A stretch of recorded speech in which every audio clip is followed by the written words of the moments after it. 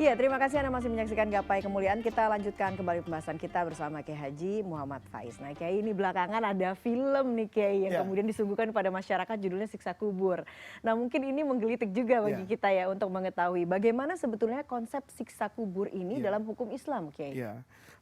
Memang masyarakat kita ya Mbak Eva ya, itu kalau bicara tentang itu menjadi gemuruh, ya riuh sekali. Itu bukan kepada substansinya. Jadi ingin melihat bentuknya kayak apa. Misalnya pertanyaan tentang hari kiamat. Iya. Nanti Pak, kiamat tuh katanya ada malaikat meniup sangsakala. Maka yang pertanyaannya, itu trompetnya kayak apa? Kelihatan nggak dari Indonesia? Padahal itu kan sesuatu yang sudah sangat berbeda. Keadaannya juga harus kita maknai dengan pendekatan keimanan.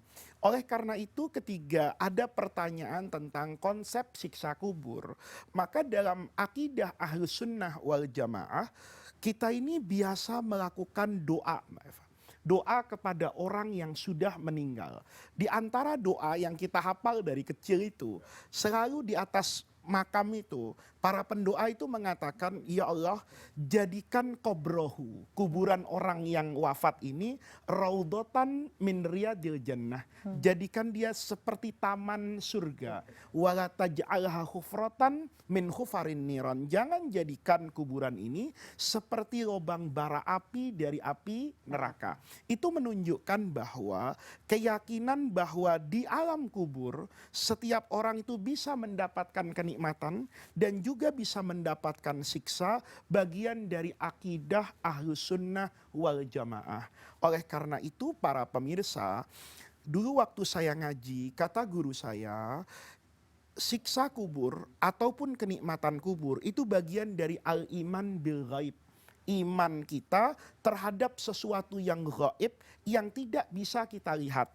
Oleh karena itu, kalau berkaitan dengan iman bil ghaib, maka kata kuncinya hanya satu: mempercayai semua yang ada informasi tersebut di dalam Al-Quran dan apa yang dijelaskan oleh Rasulullah melalui hadis-hadisnya. Ya. Di Quran misalnya, ketika Allah bercerita tentang Fir'aun, ini satu orang yang sangat-sangat keji, sudah keluar dari batas kemanusiaannya, maka kata Al-Quran, an-naru yu'raduna alaiha ghuduwan wa asyian.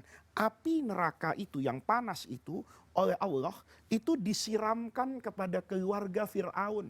Ghuduwan wa asyian, setiap pagi dan sore. Sampai kapan? Sampai nanti. Wa yauma taqumus sa'ah, pada hari kiamat, adkhilu ala fir'auna asyaddal azab. Nanti baru dimasukkan sama Allah itu kepada azab yang hakiki. Ya. Oleh karena itu para pemirsa, siksa kubur itu ada. Nikmat kubur itu juga ada. Tetapi dia bagian dari kehidupan yang gaib di alam barzah. Dan dia bukan azab yang hakiki seperti di dalam api neraka. Ini jadi kayak mukaddimah, Mbak. Ya. Jadi nanti orang itu kalau meninggal, ini Rasulullah bercerita.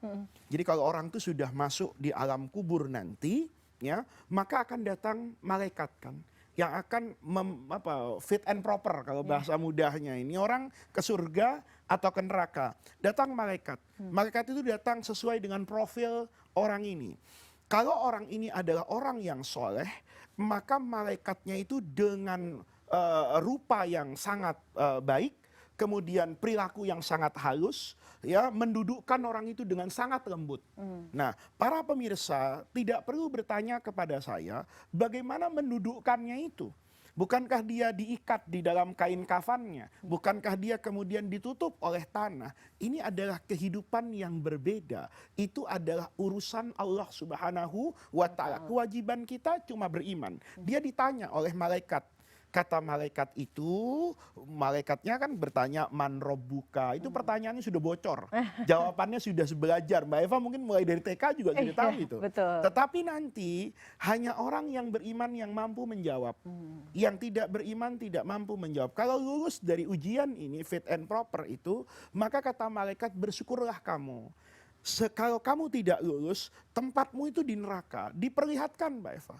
azab Allah yang sangat pedih di neraka itu diperlihatkan.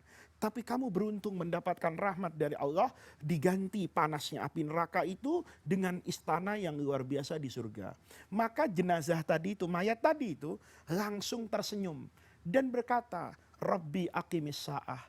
Ya Allah, tolong ya Allah, cepat datang hari kiamat. Karena dia nggak sabar untuk masuk ke tempatnya di dalam surga. Tapi sebaliknya, nauzubillah. Sebaliknya yang orang ini ahli maksiat, yang tidak bersyukur kepada Allah, yang ingkar kepada Allah, itu malaikat datang tentu dengan rupa yang menyeramkan, dengan perilaku yang kasar, didudukkan dan tidak ada jawaban yang bisa menjawab. Ya, man robbuka, dia tidak bisa jawab, wa man nabiyuka, dan begitu seterusnya. Kata Allah, kata malaikat tadi, celakalah engkau. Sejatinya Allah menyiapkan tempat di surga yang luar biasa. Tapi surgamu itu kamu tukarkan dengan kenikmatan dunia. Kamu berzina, kamu mengambil hak orang lain, kamu zalim, dan banyak hal maksiat disebutkan oleh malaikat. Maka azab Allah itulah yang akan menjadi tempatmu. Di situ, di kuburan, orang itu mendapat siksa juga. Tapi dia berdoa kepada Allah, Rabbi la tuqimis sa'ah. Ya Allah, jangan datang hari kiamat. Walaupun saya menderita di alam kubur, saya tahu penderitaan ini tidak ada artinya kalau dibandingkan dengan azab yang ada di neraka. Oleh karena itu, dari rangkaian kisah yang disebutkan oleh Rasulullah itu, Ahlus Sunnah mengatakan bahwa naimul qabri itu hak, sesuatu yang nyata, kenikmatan di kuburan, demikian juga azab yang ada di kuburan. Adapun bentuk dan gambarannya itu tidak pernah kita bisa melakukan visualisasi, ya, imajinasi atas sesuatu yang bersifat gaib tadi. Nah, kalau begitu bagaimana kemudian kita bisa mengimaninya, Kiai? Kiai katakan tadi di dalam siksa kubur nanti akan dipertanyakan. Ini bukan hanya sekedar menghafal belaka tentunya ya Kiai ya. Nah, bagaimana kita mempersiapkan diri supaya di saat di dunia selanjutnya ini kita siap begitu ya? Yang pertama tentu dengan amal soleh. Yang kedua dengan doa. Doa untuk, kalau di dalam Al-Quran itu dikatakan yuthabbitullahu alladzina amanu. Nanti Allah itu akan memberikan sabat. Sabat itu kekuatan kepada orang yang beriman untuk menjawab pertanyaan malaikat tadi. Itu nanti Mbak Eva di dalam ilmu hadis yang saya pelajari atau dalam beberapa kajian tentang akidah yang pernah saya ngaji kepada guru-guru saya, itu ujian itu tidak satu bentuk Mbak Eva. Ada boleh jadi orang yang ditanya macam-macam oleh malaikat, jawabannya cuma satu. Apa jawabannya? Misalnya dia orang yang istiqomah membaca surah Tabarok. Awal juz 29, Tabarakalladzi biyadihil mulku, itu dibaca istiqomah. Nanti begitu masuk kuburan, malaikat datang yang ingin nanya, itu dia melafadzkan surah Tabarok tadi. Kata malaikat, sudah, saya percaya. Ini kamu bagian dari ahlul jannah. Sayyidina Bilal, kata guru saya, boleh jadi ketika ditanya oleh malaikat, man rabbuka, dia tinggal menunjukkan bekas penderitaan yang berbekas di punggungnya.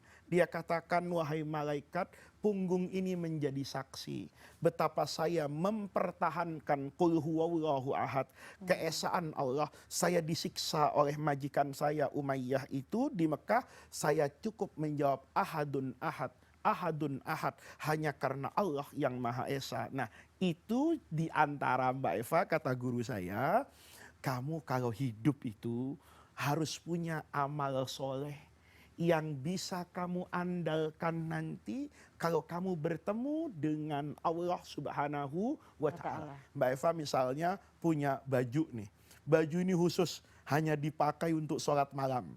Kalau lagi arisan nggak dipakai, takutnya bajunya ikut dengerin bergosip pria, hanya dipakai untuk sesuatu yang baik. Maka boleh jadi ketika nanti ya mau wafat, dia berwasiat, nak, kalau ibu meninggal nanti tolong ya ini yang dijadikan kain kafan. Supaya apa nak? Supaya kain ini menjadi saksi bahwa di tengah-tengah orang terlelap dalam tidur, ibu bangun memilih bermunajat kepada Allah. Mudah-mudahan itu menjadi jalan yang memudahkan kita di alam kubur. Amin, amin ya robbal alamin. Nah Kiai, ini masih ada kaitannya dengan tadi soal siksa kubur. Salah satu amal jari, amal yang kemudian tidak terputus adalah doa anak soleh, Kiai. Nah, apakah kemudian setelah kita wafat, doa amal soleh ini, doa anak yang soleh ini bisa menyelamatkan kita, Kiai? Tapi kita akan bahas setelah jeda. Kita akan break terlebih dahulu. Jangan kemana-mana, Gapai Kemuliaan akan segera kembali sesaat lagi.